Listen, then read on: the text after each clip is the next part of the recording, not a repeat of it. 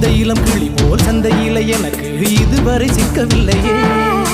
என் அழகு ரசிக்க என் நெருப்பை அணைக்க இளைஞனும் கிட்டவில்லை.